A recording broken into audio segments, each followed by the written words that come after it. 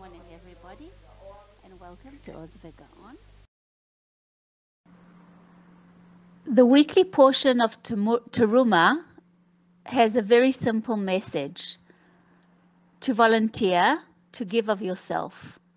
There is nothing like this week to give of ourselves and to volunteer, to go out and vote. The elections are all about the land of Israel, Jewish identity and Zionism. We have to get the people out of their homes to vote. The neighbors, relatives, anyone we can help leave their homes and go and vote.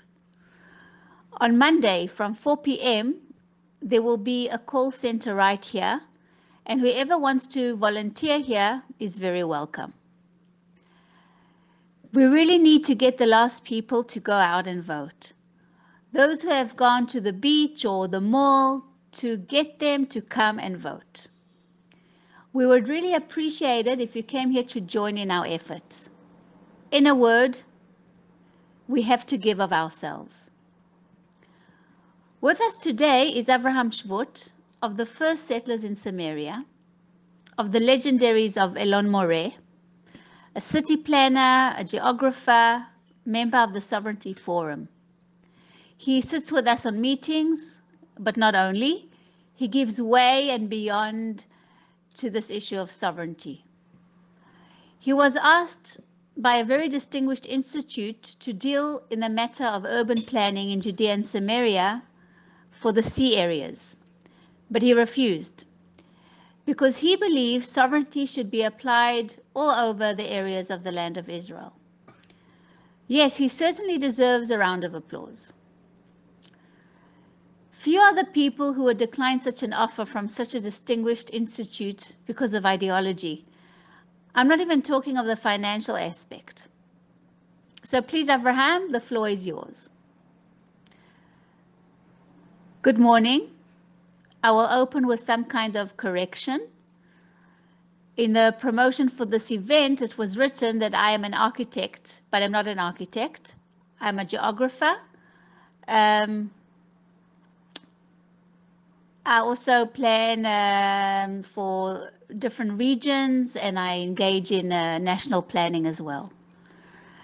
We are sitting here in Gush Etzion, so let me say that 2 months ago, my sons and I, who are partners in our company, finished writing up a strategic plan for the Gush Etzion area, planning for 180,000 residents to be living in this regional council in 20 years from now, when at the moment there are 26,000 residents, complete with high-tech and industrial zones.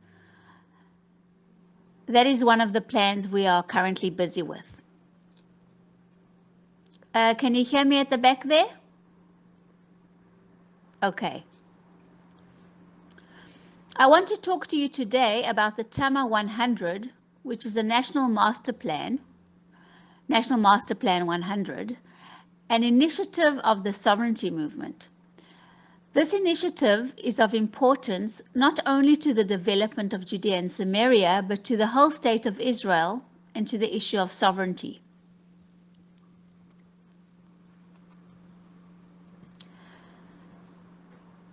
Let me start off by saying that there is a tendency to take plans lightly. I experienced this hands-on when some 30 or 40 years ago, some of us said that we have to draw our plans for certain things. And the heads of the councils in Judea and Samaria said, no, it's not urgent. It's more important to act in the field. During the time of Rabin and during the Oslo Accords, building in Judea and Samaria was stopped. But they could only carry on building in those areas where there had been prior building plans drawn up to start that building.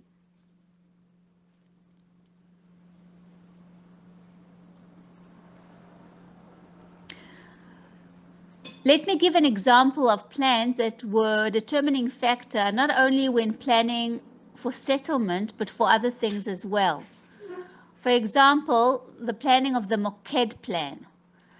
Professor Yuval Ne'eman who many of you here know, as far back as 1959, planned what was called the Moked Plan, which was a contingency plan that should war break out with the neighboring Arab countries, there would be a ready plan to neutralize the airports of those Arab countries.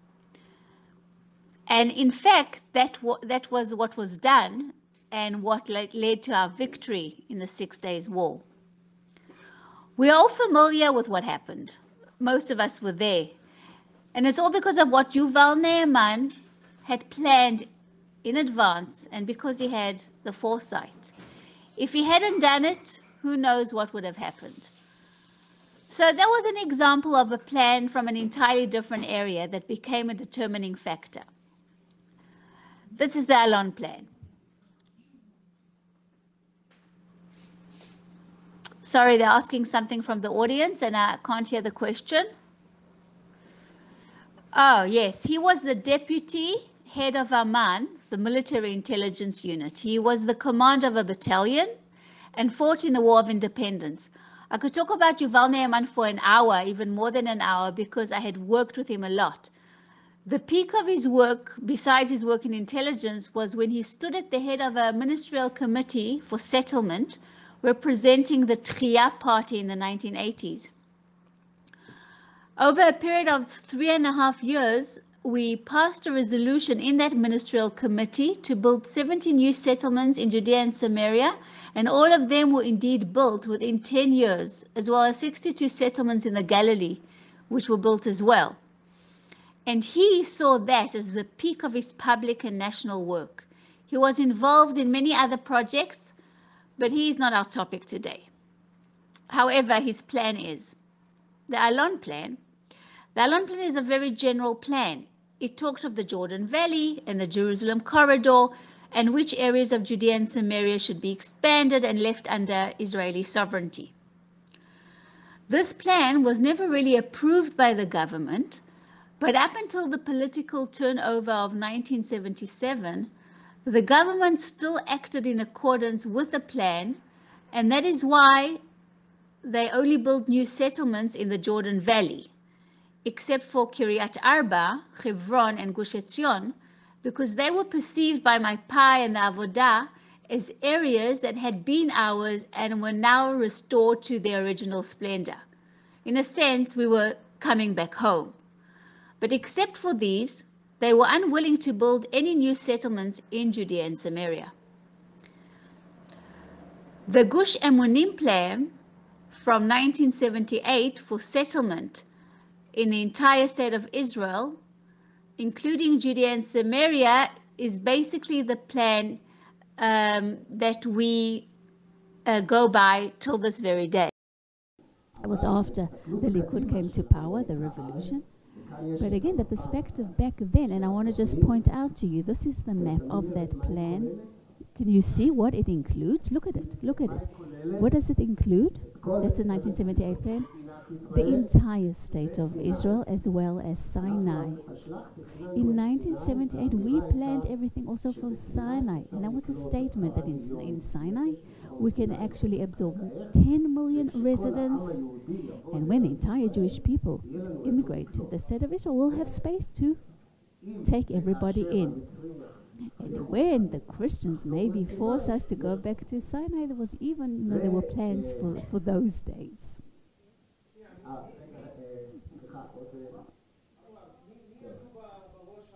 Avraham, who led that the committee for that plan, that 1978 Gush Emunim overall plan? Who was there? Who sat on that committee?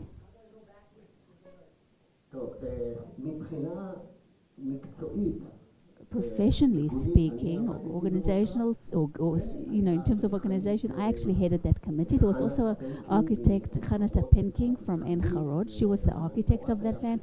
Hanan Porat was a partner to that plan. Who else? From Kfar Adumim, I don't recall. Was it Boogie Ben Ari? Yes, Ben Ari. And some other professionals. Professor Ezra Zohar.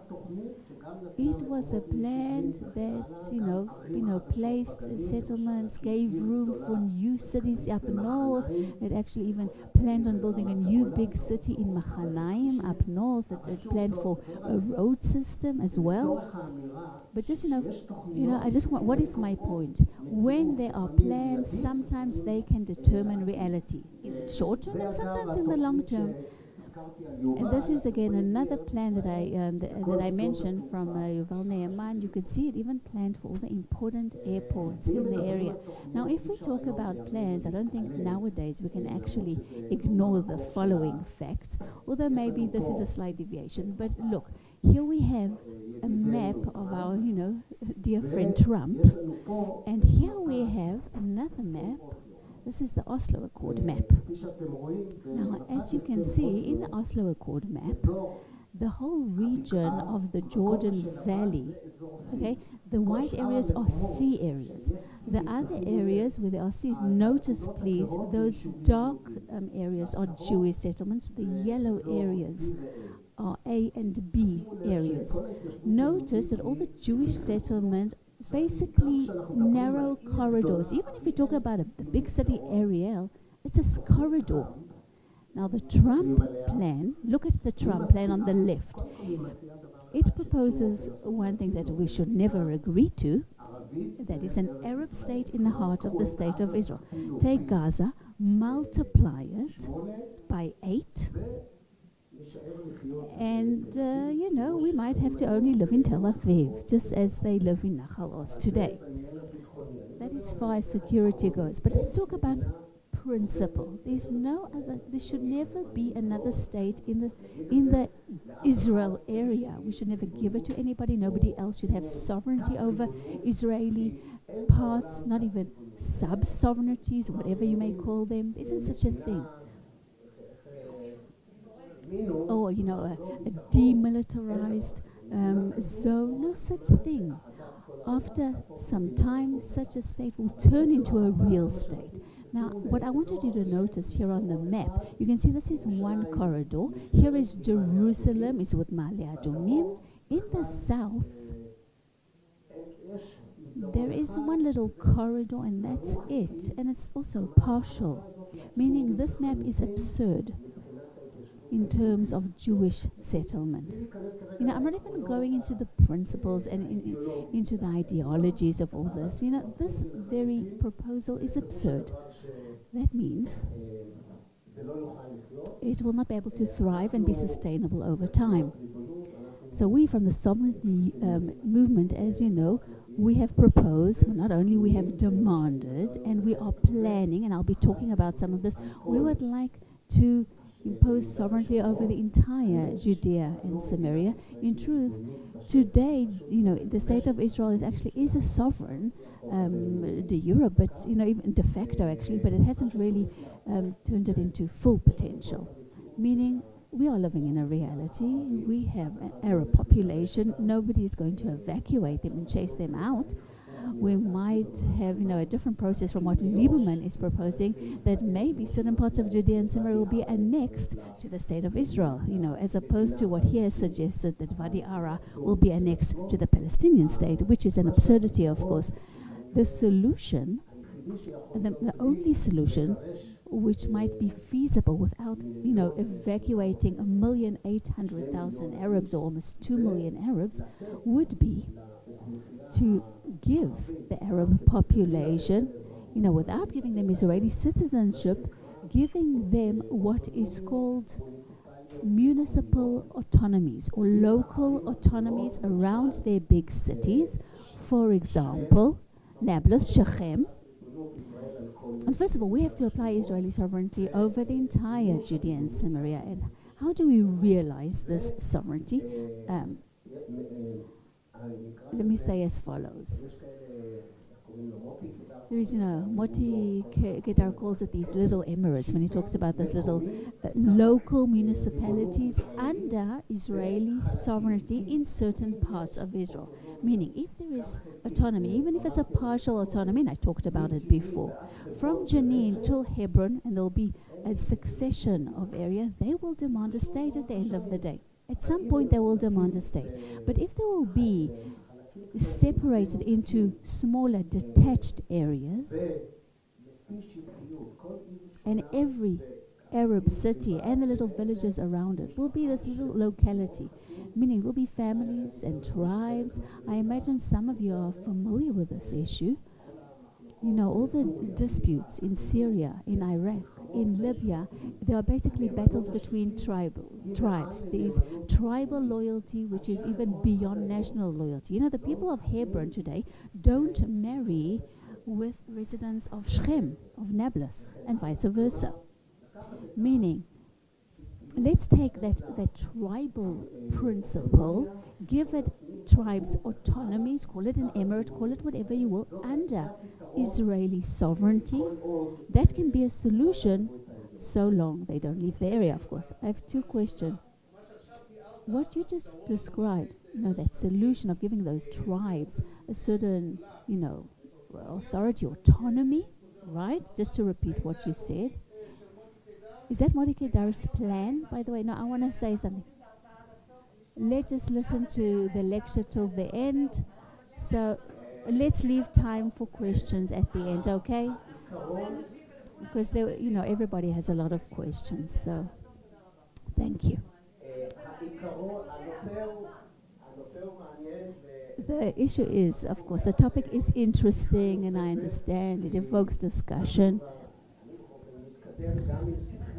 In any case, I've been moving forward with the geographical planning of these autonomies, by the way. But as to your specific question, the idea, Motis Kedar's idea, and another researcher of Eastern Studies, Yuval Ochana, who passed away a few months ago. He was also somebody from the Mossad, an expert on East studies. He wrote much about this, and he also proposes this plan. He calls it the Mosaic Plan. The Mosaic Plan for the Arab population. These are the two experts on the East and Eastern studies. I was also a partner to this, but they were the two main figures who actually gave that professional backing to this plan. So in essence, yes, what you asked, but we, you know, de facto, we have to come and actually execute it on the ground. But look at the Oslo map. The terrible Oslo map is better than the Trump map. Just move on, please. Next slide. Okay, so we're doing a TAMA. TAMA is a master plan, a national master plan. The acronym for National Master Plan in Hebrew. Okay, Tochnet mit our Artzi, which is a national master plan. It takes the country of Israel, in our case, which is a little tiny little map and compared to the United States. But we take the entire state of Israel and we create a master plan that takes into account all the different topics that may be relevant. And we set certain principles. You can see we deal with the municipal, you know, level, with the nature reservation level, with forestation, where we're allowed to build, where you are not allowed to build. We'll see about that later on. Okay, then there is an integrated level, the whole issue of beaches in the state of Israel. It's all incorporated. Today, the valid master plan is National Master Plan 35. You could see there are different maps of the state of Israel that have set what should be done in the states. You can see 1951, that's on the left, after the state was established. You can see the Galilee, there was the shore area, Jerusalem, and a little bit in the plan, Sharon plan for those areas only. Then there was Master Plan 31 from 1983, then from 1987, after the Six-Day War. You could see the Judea and Samaria, you can see Jerusalem area, but you could see Samaria, Binyamin, and Judah don't exist. Also in 1987 doesn't exist, but Master Plan 35, which is the valid plan at the moment, yes, you could see those areas are included. Sorry, are not included. It actually, the Master Plan 35 is really is valid. Also in terms of the law, it goes through all the different committees, and the state of Israel has actually said Judea and Samaria are not part of the master plan, the national master plan, even the current one, which is valid. That is an absurdity. Look, can you see what's written here? The state of Israel continues to ignore its obligation. What does that mean? I see that the state of Israel today is, again, the sovereign de facto. So, and it's under Israeli responsibility to deal with all those areas. But it doesn't do anything. Of course, it also determines that ceasefire line, which is called the green line, of course, and not the various, proposals regarding different parts of settlement. Formally speaking, the state of Israel, what determines till this day is that green line, what was called the ceasefire line. And also, again, the governments like Likud, even, the most nationalistic governments, I'm saying this in quotation marks, ignore that area. And this has caused a lot of damage to the state of Israel, especially to the shore area. For example, the sewage running from Nablus, from Shechem, runs all the way down to Netanya. Okay, it goes down into the underground water reserves and pollutes them. Okay, which is actually, and 20% of our drinking water comes from those underground water reserves. Notice that, please. As to Judea and Samaria, there isn't an overall plan that the state of Israel has outlined for the entire areas. Not only that includes the settlement, Jewish settlement. Now, isn't that an absurdity? I live in Kdumim. Next to me, I have this nice big village. On the other hand, there is another village that, again, we're very familiar with all these from Manama. Okay, Gat Rimon. Okay, it's called Jit in Arabic, but it's actually based on Gat Rimon from the Bible times. We are planning Kdumim, and we don't even take into account those various villages around us. Not in terms of transportation, not in terms of sewage, not in terms of electricity. Okay, it's all happens, very locally, very very narrow perspective, and all these things are not planned, and these Arabs are not part of our plan. That is why they build freely wherever they can on state lands, and the state that has not really realized its responsibility or exercised its sovereignty, even in the sea areas. I don't even know how many of you actually walk around the field. I walk a lot in the area. Every time I come home, I say to Michal, my wife, I don't want to walk around anymore, because every time I walk around, it hurts my eyes to see another little shack, another little building, another little something which will turn into a permanent building on the Arab side. A catastrophe. So as you can see here, everybody does what is right in their eyes. No plan. That is what happens when there is no planning and there is no government that actually does its jobs and takes responsibility and exercises its sovereignty. I'm talking about the Arab population as well. Let them build in accordance with their needs. In that framework, official framework in the borders of the village, not in open areas as they see fit. Okay, so this we've said that the master plan, it became law de facto, and then we said there are master plans, national master plans that are not relevant or are not exercised in Judea and Samaria. And I would say that the most important thing, that is number 6, that is the conclusion. We will talk about it, that from the sea to the Jordan, the state of Israel is actually one geographic unit. We'll see it geographically speaking in just a moment, and there are some other figures that support that statement.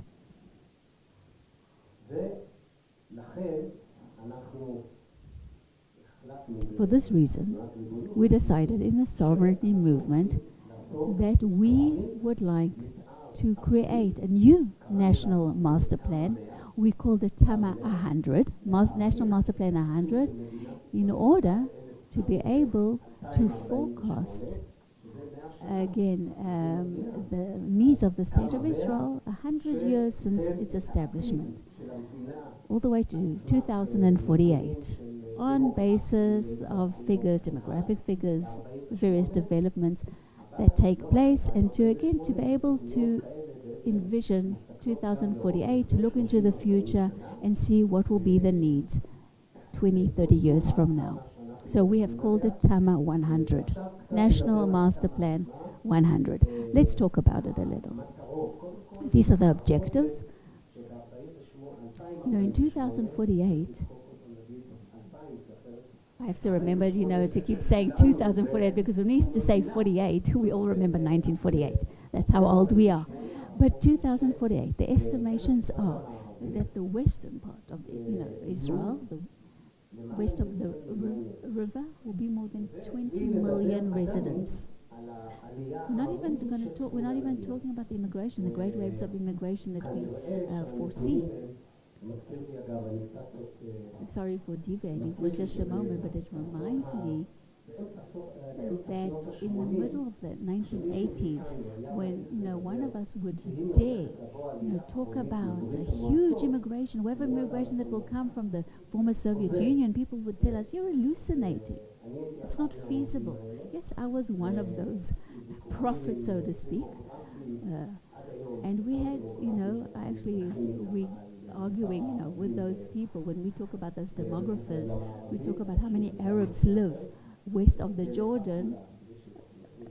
Again, there are all these names that come up, and people argue about the real numbers. There was a conference of geographers that talked about demography, and that he said there will be no immigration from the former Soviet Union, and I said there will be a huge wave of immigration. This was in 1986, Soviet Union, and we all know what happened. That is why also today, I dare say, there will be a huge wave of immigration from the United States as well, because there are millions of Jews there. So if you have read what's up there on the screen, we would actually like to plan for everything a master plan has to plan for, a national master plan, from population, building areas, green areas, roads, rail tracks, and sewage, electricity, and so forth. All that is incorporated in the TAMA. We would like it to be ready as soon as the state of Israel wants to and think about Judea and Samaria as part of the Greater Israel, part of the official state of Israel. And even if not, you know, we're hoping that the plan will actually set the facts on the ground. You all heard about the Geneva Plan, right? You'll see Bailey in Paris, you remember. I don't know how many of you actually read that plan, but that plan, you know, never got the seal of approval. However, governments of Israel, even Likud governments, throughout the years, have acted in accordance with that plan. And, you know, the appendix of that plan, Talia Sasson's appendix regarding, you know, settlements and the non-official settlements, so to speak, in Judea and Samaria. Why do they keep relating to that plan? Because there are no other plans. I talked to you about this at the beginning. You know, when I proposed to the Yesha Council, let's prepare plans. They said, no, we don't have to plan. Let's act in the field. No, but that's what happens when there are no plans. Okay, this is actually nice. Look on the screen. Okay, it's not going back. You can't take it back. There was actually a picture up there.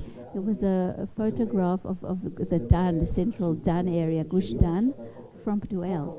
Okay. Now, why are we calling the state of Israel as one geographic unit, from the sea all the way to the Jordan?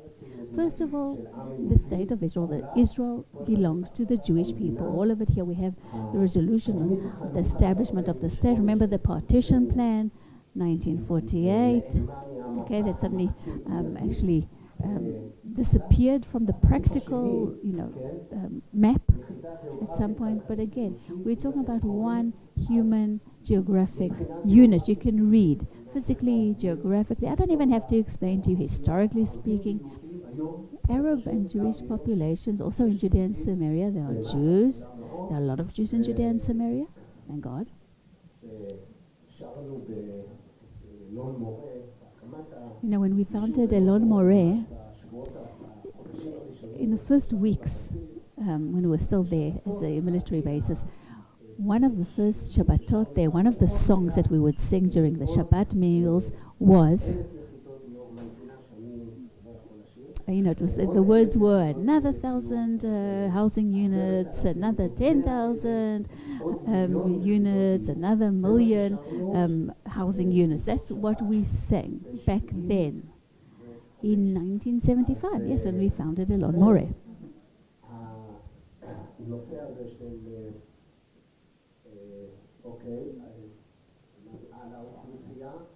Okay, that I talked about the population. You understand this is one economic region.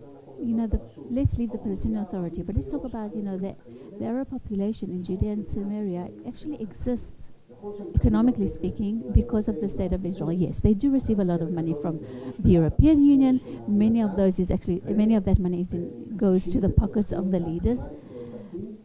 Sometimes, again, it's invested in roads. But mainly those who live in Judea and Samaria, whether they work in the Palestinian Authority or they work in Jewish areas like in Barkan,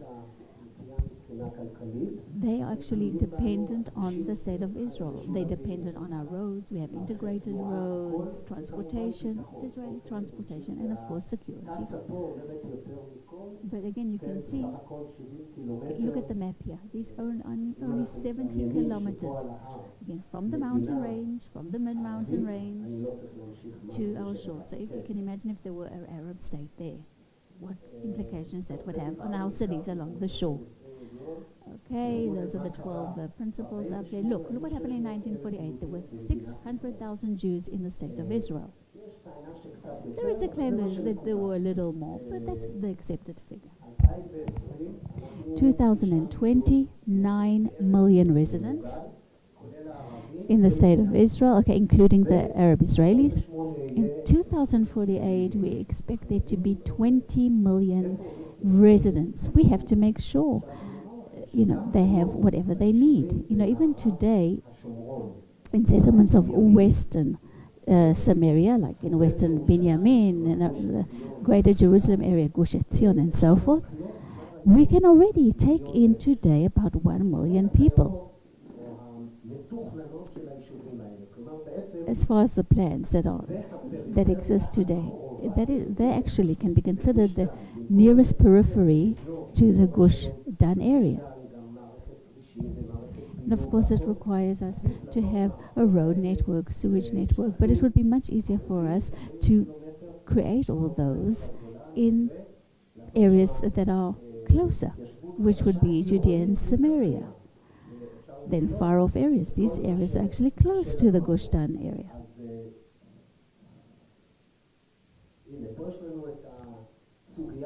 Okay, this is the big issue that we are trying to, tackle, solve through our Tama 100. You can see that most of the population is concentrated in, the shore, along the shore, also the economy. The infrastructure of the State of Israel actually go through that bottleneck from used to be called what is called the Green Line all the way to the sea, or between Gush Dan area to the cities, meaning they're a few kilometers away, and we have already the Road 6.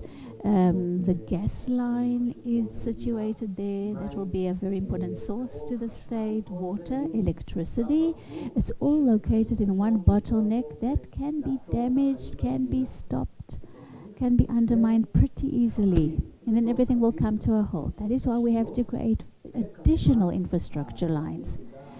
Of course, the plan will also try to give solutions to drawing populations to the periphery, not only in Judea and Samaria, but also in the Galilee, the Negev, through a few actions that we have proposed, generally speaking, in our plan.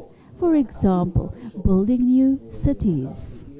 I mentioned, a city in Machanaim up north, and that would actually be, the natural center for the Upper Galilee, not Tzfat. I mean, the area of Rosh Pina Machanaim, which is, flat area, easy to build there, with rail tracks from Metula all the way down to Eilat. That would be a natural place for a big city. And we'll talk about transportation later on. But again, our aspiration is that at least 25% of the residents will be in those rural areas or periphery areas. There's a question there about the previous slide, but we've moved it on already. Oh, sorry, doesn't work. Okay. We don't know how to go back. We're always moving forward, says Nadia. Okay. Oh, here it is. Okay. This was a picture you were relating to. You were asking which settlement that is. You know what? I have to ask. Shomron is my son who actually made this PowerPoint, so I'll have to ask him. Sorry. We're not only talking about Judea and Samaria, of course. We're also talking about that whole mountain, the mid-central mountain range, from the Galilee down south. Not only in terms of security, but even naturally speaking, throughout the history of the land of Israel, those who sat up on the mountains controlled the land. Those who sat up on the mountain, not only, in terms of security, that it just was a natural place of control. It's also harder to reach you, to attack you if you're up on the mountain. That's the absurdity again today. Because when I look at the history of Zionism, Zionist settlement, we're not going to, talk about the reasons, but Zionist settlements always went to the valleys, to the plains. In contrast to Joshua bin Nun and Bnei Israel, when they entered the land, they always settled on the mountain tops, and they took the plains only generations later. And what did we do? We the new Zionists, it was also an ideology, I have to say. One of the only, unique instances where they actually went up to the mountains was in 1942. There's actually a story. They actually proposed it to a group in Pardes Chana who did training there, and they argued, and they said, no, we can't be, we can't be farmers up on the mountains, and then they went and founded the kibbutz Be'erot Yitzchak instead. And again, the residents that core, the Garin of Kfar Avraham that were in Kfar Penes, proposed that they come here to Gush Etzion, and they had this argument. There's a wonderful description of that a meeting of the members of the kibbutz. And they, it's like you saw like a person, arguing with his wife, arguing with himself. The heart says, let's go up to the mountain. The mind said, no, we can't go up to the mountain. Farming just won't be successful. It's a wonderful description of that argument. Then they did go up to Kfar Etzion, and, the rest is history. In any case, the mountain was also considered by the Zionist enterprise as an area not to be conquered. Because you can't farm there. You can't create agriculture on the mountain.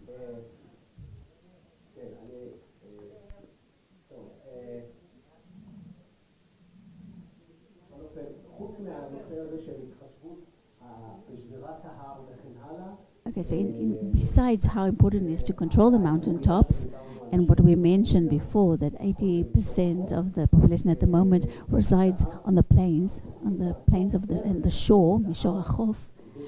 How can we develop the mountain range in a way that can absorb a lot of people? Maybe the two most important things, besides building homes,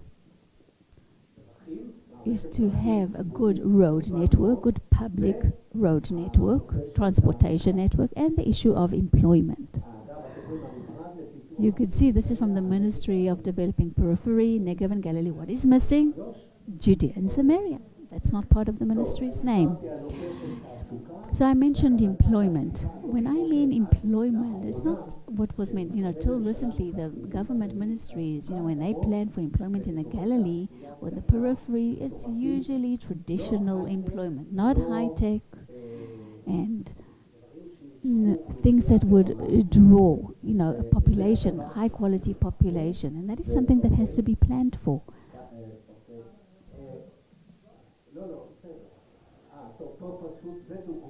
This is an example of a quarry. A quarry in the USA that turned into a high-tech zone, high-tech park. They, again, initially already thought of when they were planning the quarry, they actually decided that once that quarry is used up, it will be turned into a high-tech zone. Here we're talking about transportation. I mentioned this already.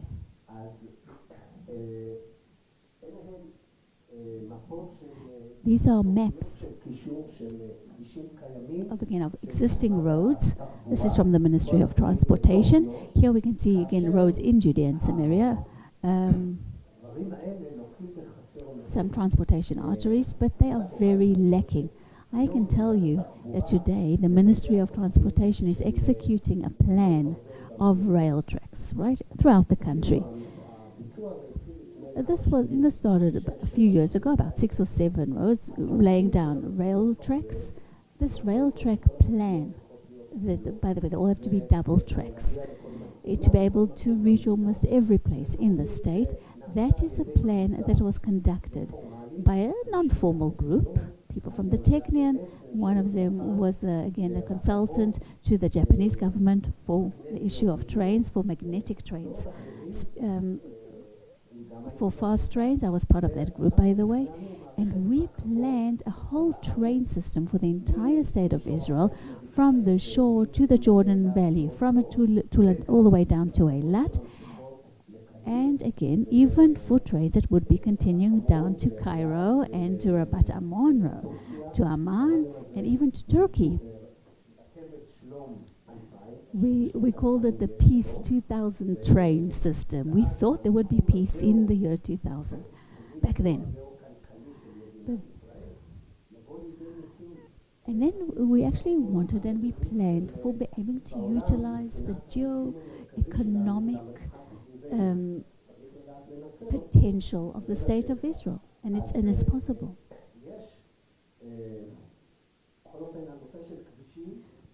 So the whole issue of a road network, here it is before you. Not only road, but also pooling and shared rides and trains. It has to be planned, and it is being planned for. Here before you, you can see the valid master plan at the moment, Tama 35. You can see Judea and Samaria, no nature reserves. Okay, they're not looking at any of these areas, not a building, not nature preservation, not green areas. So these are our recommendations. You can see again the Gush Dan area, Galilee, Beersheba, and Jerusalem area. Those are the centers. Judea and the whole of Israel is not perceived as one geographic unit, and we are hoping to change that. Okay, Jerusalem. Part of that whole issue of that mid-mountain range, the central mountain range, we would like really to turn Jerusalem into a real capital city. It's happening, of course. Till the 6-day war, Jerusalem was an end point. It was a border point. After the 6-day war, its standing increased. It started becoming a central.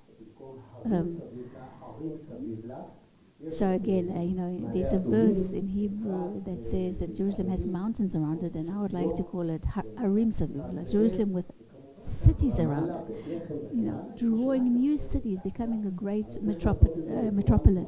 But it has to be done in a very planned for manner. And one of the proposals is that Ashdod will be the port of Jerusalem, and to create a huge highway and a rail track from Jerusalem all the way to Ashdod, which would be Jerusalem's port city.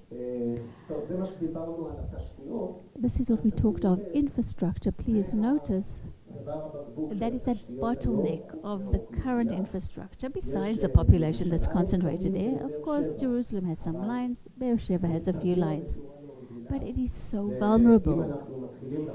And if we have to, if we want to start thinking, about, the Jordan Valley, and it's very convenient to place rail tracks there from north to south and infrastructure lines.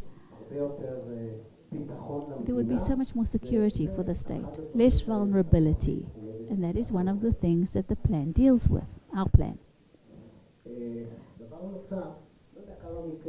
Something further, I imagine that maybe you're not even aware of this, that you maybe came across this. Sometimes when you go and deal with something, let's say the Ministry of Interior, and then you also have to go to the Ministry of Housing to deal with something. And then you realize that the zone of the Ministry of Housing and the Ministry of Internal Affairs are situated in different zones or deal with different areas. Because, again, every ministry is responsible for zones, but the borders don't overlap. It's crazy.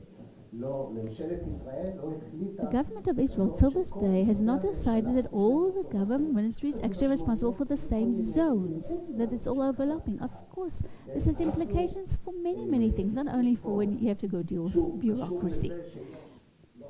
This has to do with the fact that Judea and Samaria does not exist. So look at the zones of the Ministry of Interior. It's different from zones of other things.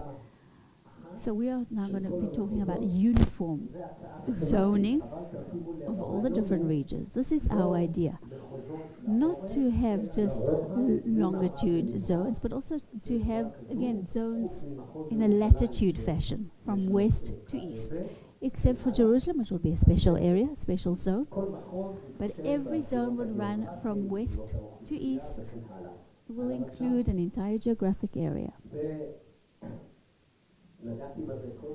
I think I touched upon this before. A transportation plan,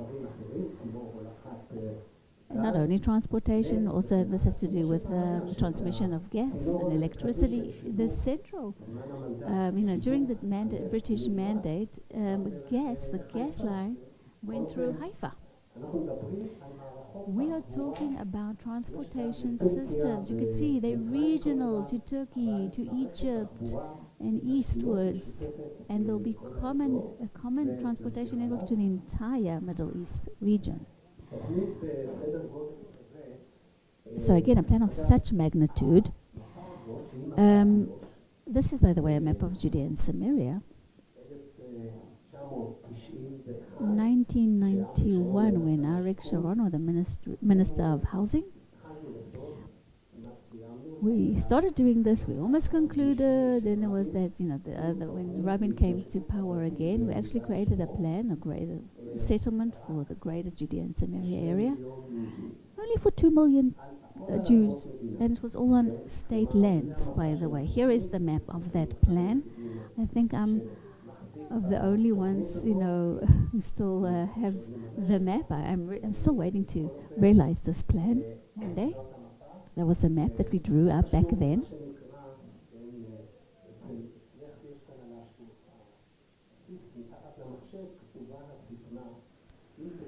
And again, what was the slogan? If you want it, it is no legend. And this is the important thing. Look at the second bullet. I know it's wonderful that I'm talking about a plan.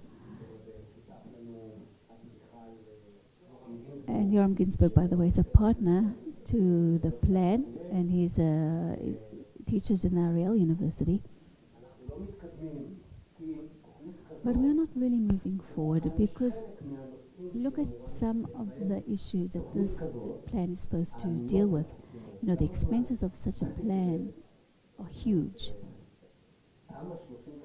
Tama 35, that was finalized in 2005 and was formalized in 2005. It actually took 10 years to prepare that national master plan. And of course, millions of shekels were invested in that plan, and myriads of professionals from many different fields. We don't have, we don't plan on incorporating too many professionals and experts, but definitely we do need experts in different fields to be incorporated into the map. But I think we can finalize this and complete this plan in 6 months from now, or 9 months. We can have a first draft with maps. Because again, all the ideologies, the strategies are intact, are there already. How much what did Nadia say? More than 1 million shekels, 3 million shekels, yes. You did, Nadia. They always know, they ask me and nudge me, what about the plan? And I say, we need money. I'm an expert on a few things. I'm just not an expert on fundraising, not yet.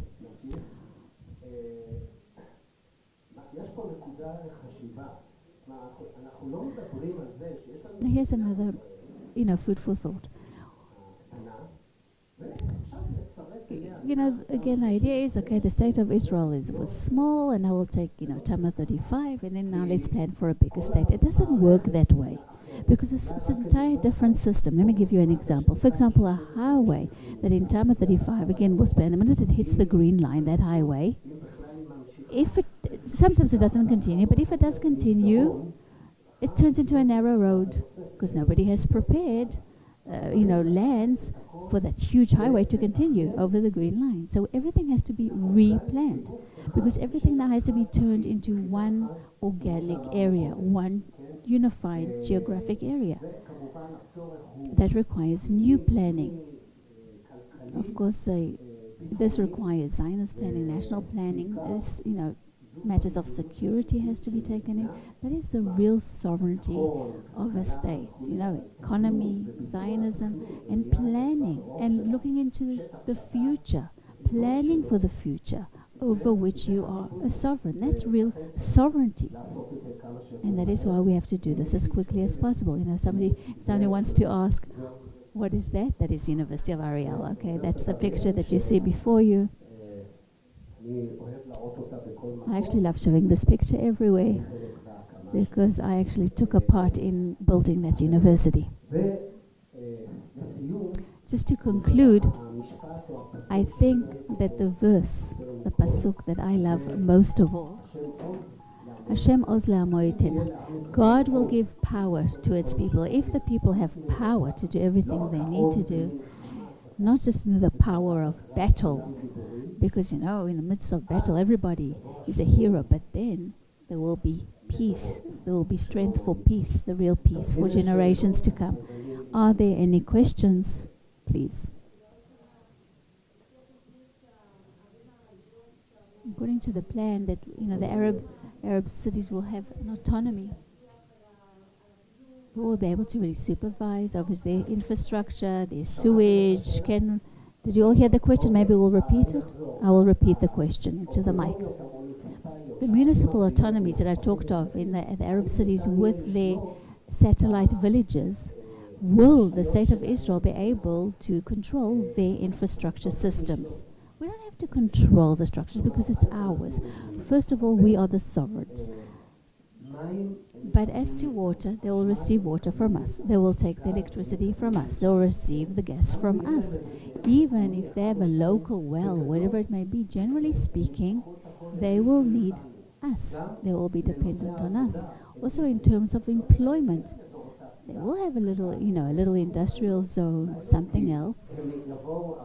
But it will be much better for them to come to the Jewish industrial zones because they have better social conditions there and more rights.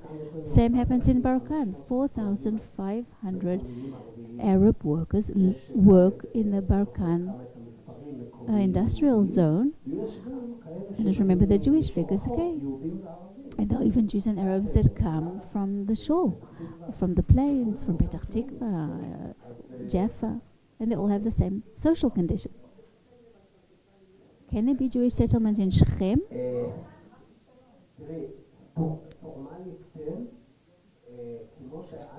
No. Till this day, I don't know of any Jewish family that went to live in El-Fachem. Formally, Jews are able to go to the Arab cities. I actually, as a kid, walked around Facham. Today it's a huge city. It was a little village back then. No Jews there. There's also natural development. The natural development will be that those autonomies will become like Facham, yes, and better than Facham.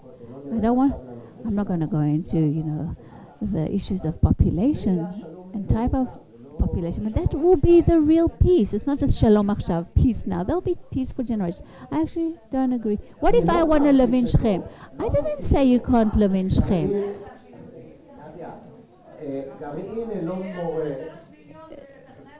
Yeah.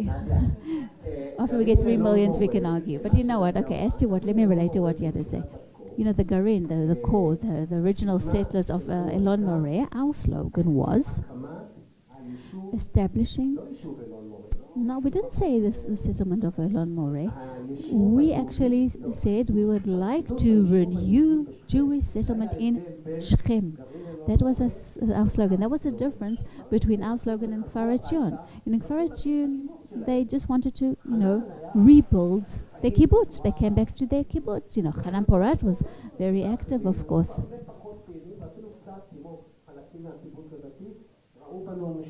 Many of those guys saw us as nuts, as crazy people. We wanted to renew Jewish settlement in Shechem, in the Shechem area. That is what we worked for. And when we went up to Sebastia, we already built 13 different, core groups, Garenim, throughout Israel. I'm definitely for settlement in Shechem, Nadia. And I'll even tell you where are the best places in Shechem. The lower, the Byzantine areas of the city. I even know where the mikveh, the old ancient mikveh of the Jewish community of yore in Shechem. Today it's actually this a storehouse for timber. I can tell you all about the old Jewish, community in Shechem. Till 1902 there were Jews in Shechem, but we won't go into that now. I actually got a phone call yesterday. A consultant in the Prime Minister's office called me, and they said that they're starting to draw that map that was up there before, the Trump map. Just like there was back in the Oslo plans, when they started setting down the borders and giving them areas. In the Oslo Accords, a Palestinian state is not mentioned at all, but the Trump plan, which is even worse, does talk about a Palestinian state. So also in the Oslo Accords, suddenly they started drawing borders. And what are the Trump borders? 50% of Area C would be given to the Palestinian state. Meaning today the state of Israel is going to plan Jewish settlement, not only in those narrow corridors that I showed you before, but even right out of beyond the fences of the yeshuvim, of the settlements. One will hardly be able to move. You'll have to ride a very narrow road. 100 meters on each side of the road will be a Palestinian state. Now, when the Oslo agreements, and they drew up maps, and I was part of the Yesha Council, and I went to check out the field, and when I saw that there were roads that were in the middle of Palestinian areas, 500 meters away, I would tell the commanders, what, you're bringing the Arabs 500 meters away from a road, from our main roads and settlements? And they said, no, what are you talking about? There will be peace. It's okay. I'm quoting those army commanders. There will be peace. And then we had to go to the ministers, and we were able to expand those corridors a little more. Maps and plans, that is my slogan. They determine reality.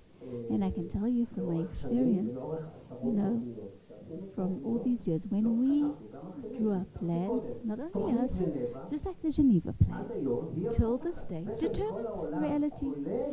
The fact that in the entire world, including the entire Israeli legal system, not the whole legal system, but many people still keep talking about two states. Why?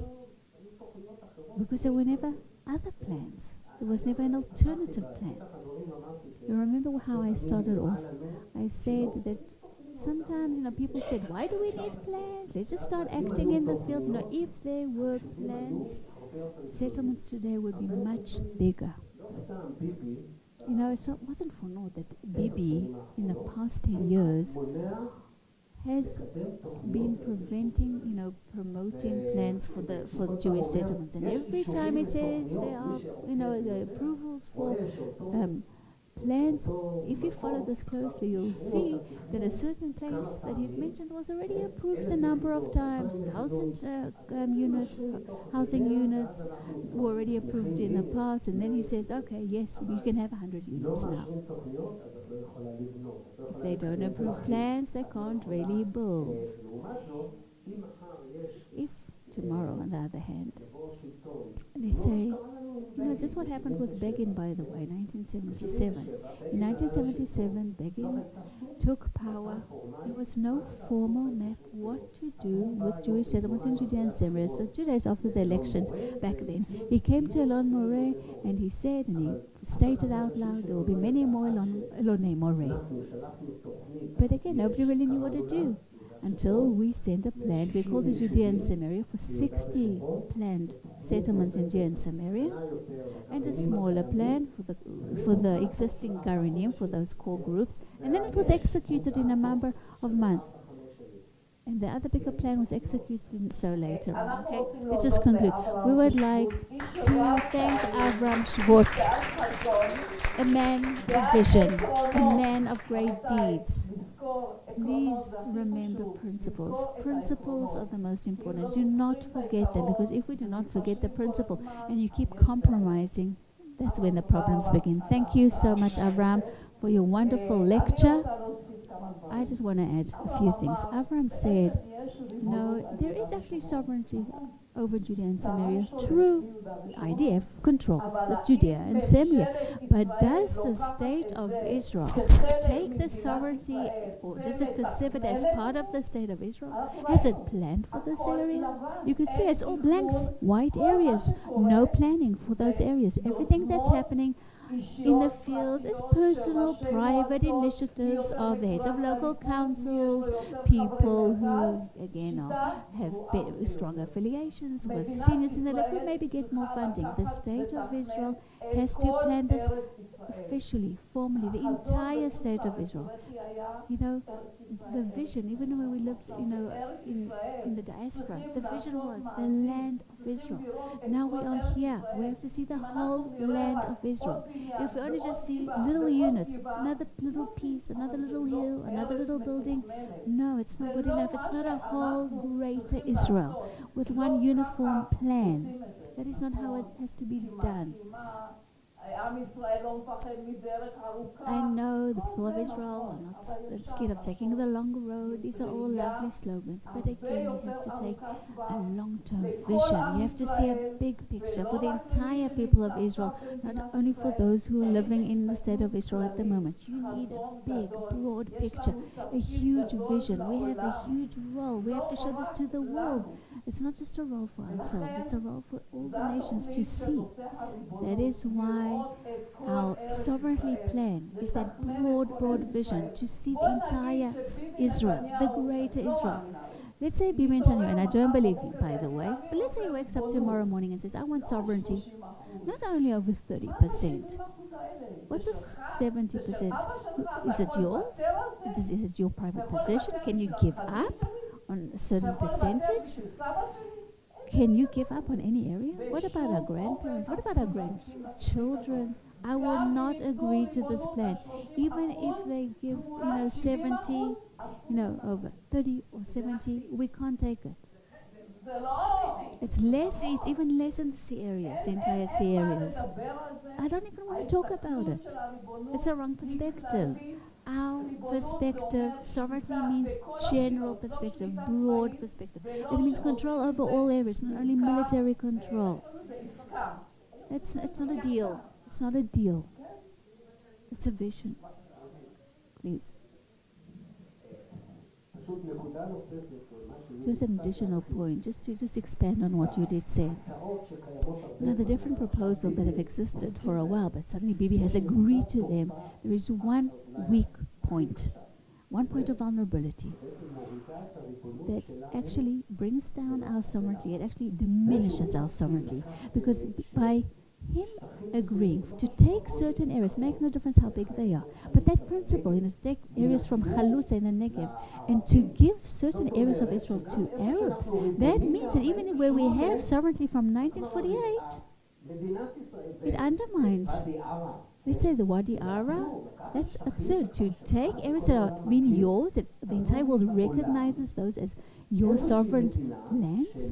Could you imagine? Think of a state, around the world that would do that. Russia, tiny land, right? Doesn't have enough lands, right? Not willing to give up 1 meter to the Ukraine. Go to the United States and tell them, you know what? You conquered certain lands. Not that you were, by the way, attacked. You conquered Texas and so forth from Mexico. Give it back to Mexico. I would like to see one American who would agree to that. But here in Israel, okay, we're a huge land, aren't we? We're a huge state. Yeah, we have plenty of lands. We can, give up on lands. Think about that. Think about that point. We don't really know what sovereignty is. Sovereignty is a state that sits, settles the land, feels it belongs to him. It doesn't give up any part. Sinai, by the way. It was never part of Egypt, by the way, even in terms of international law. We, through, was it the Oslo agreements? No. Through the Camp David agreement, sorry. We, the state of Israel, for the first time, we recognize in terms of international law that Sinai will be given to the Egyptians. And Sadat, who passed away not long ago. Sadat passed away long ago. Mubarak passed away a few days ago. But Sadat was so smart that right from the outset, what did he say to VeGaon? He said, the Egyptian land is sacred. And we don't speak about sanctity. Nothing is sacred to us. In a final sentence, if I may. All those plans and all the talk about sovereignty will not happen if the left takes power.